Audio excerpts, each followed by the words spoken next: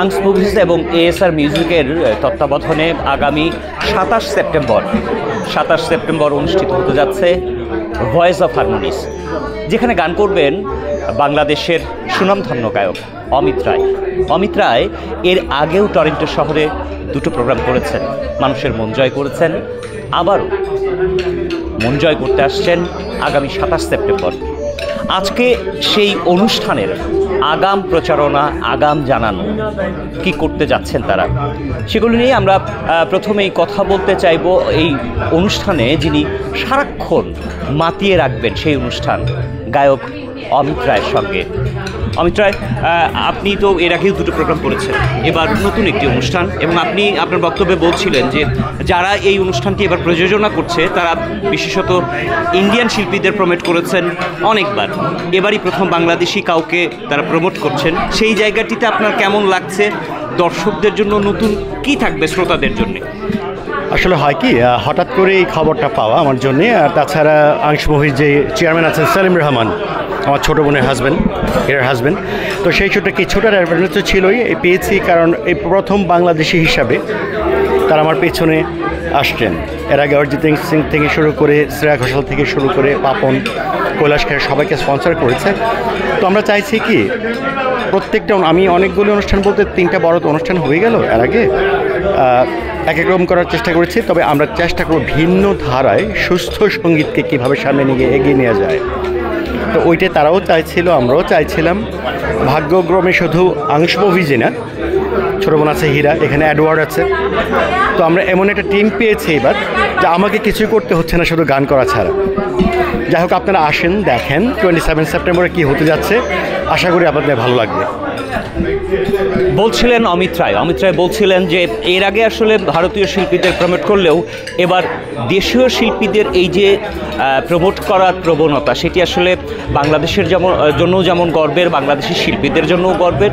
এবং একটি বিষয় কিন্তু আলোচনায় বারবার উঠে এসেছে যে তারা বলছিলেন যে এই অনুষ্ঠানগুলোতে যদি আসলে দর্শনীর বিনিময়ে দর্শক আসে তাহলে এই অনুষ্ঠানগুলো করা সহজ হয়, কিন্তু সেই জায়গাটিতে খানিকটা শিল্পীদের প্রমোট করার পেছনে এই প্রযোজনা সংস্থা যারা আছেন তারা যেটি করছেন সেটি তারা কী ভাবনা থেকে করছেন, কেমন করে সেটি করছেন, কি চাইছেন তারা, সেটি নিয়ে আমরা কথা বলতে চাই হীরার সঙ্গে। আপনাদের যে সংস্থাটি আছে সেটি এই মুহূর্তে তো আসলে বেশ কয়েকজনকে প্রমোট করেছে, এবার অমিত রায়কে প্রমোট করছে। আপনারা কোন ভাবনা থেকে এমনটি ভেবেছেন বা কি ভাবছেন বাংলাদেশকে নিয়ে? Thank you Masud, thank you climate TV. Basically Angsho movies এটা একটা প্রোডাকশন হাউস, এর আগে বাংলা মুভি করেছে এবং বেশ কিছু বড় বড় শিল্পীর প্রোগ্রাম এবং তাদের কিছু পার্সোনাল কিছু প্রোগ্রাম তারা প্রমোট করেছে।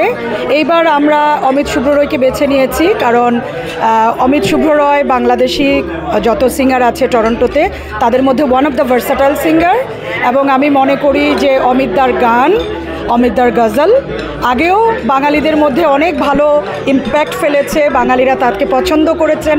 সেই চাহিদা থেকেই আংশ মুভিজ মনে করলো থার্ড টাইমের জন্য অমিত শুভ্র রয়ের যে গানগুলো আছে সেগুলো জনগণের সামনে, মানে বাঙালি কমিউনিটির সামনে আবার নতুন করে তুলে ধরা, নতুন আঙ্গিকে এবং নতুন আরও কিছু গান দিয়ে। তো আমরা মনে করছি যে উনি এবারও আমাদেরকে অনেক সুন্দর সুন্দর গান উপহার দিবেন, অনেক সুন্দর বাংলা গানের প্রোগ্রাম হবে।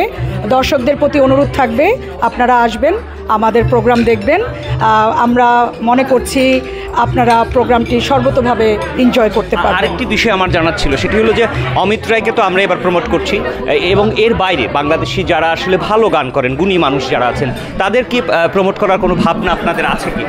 হ্যাঁ, অফকোর্স এই মুহূর্তে আসলে এরকম কোনো একদম আইডেন্টিক্যাল কোনো প্ল্যানিং নেই, বাট ইন ফিউচার ইনশাল্লাহ will promote any other Bengali singers who really wants to get the what should I say, যে যাদেরকে আমরা যারা উদীয়মান শিল্পী আছে তাদেরকে কমিউনিটির সকলের সঙ্গে পরিচয় করিয়ে দেওয়ার জন্য এ ব্যাপারে আংশ মুভিজে ভবিষ্যতে প্ল্যানিং করবে বলে আমি আশা করছি। আংশ মুভিজের পক্ষে বলছিলেন যে শুধুমাত্র অমিত্রাই নয়, এই টরন্টো শহরে যারা গুণী শিল্পী আছেন তাদেরকে পরিচয় করিয়ে দেবার জন্যে যত ধরনের আয়োজন করা দরকার সেটি তারা করবেন, সেই বিশ্বাস আমাদের আছে। এবং একই সঙ্গে আমরা যেটি বলতে চাই, কিছুক্ষণ আগে যে আলোচনাটি চলছিল সেই আলোচনায় প্রাণবন্ত করে রেখেছিলেন যে প্রেজেন্টার, সেই প্রেজেন্টার এবারও থাকবেন আয়োজক হিসেবে, পুরো দায়িত্ব তিনি কাঁধে নিয়েছেন।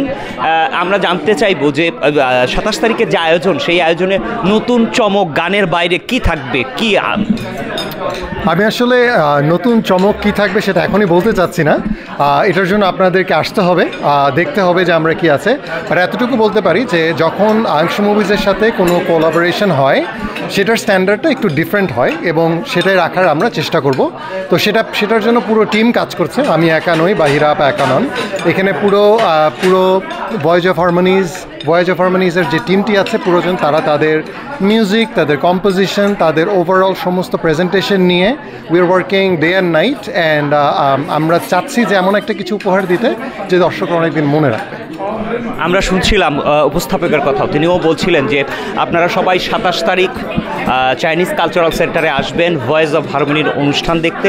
এবং একটি কথা বারবারই কিন্তু এখানে যারা আজকে কথা বলেছেন অবশ্যই দর্শনীর বিনিময়ে আপনি আসুন, উপভোগ করুন ভয়েস অফ হারমোনির অমিত রায়ের গাওয়া গান।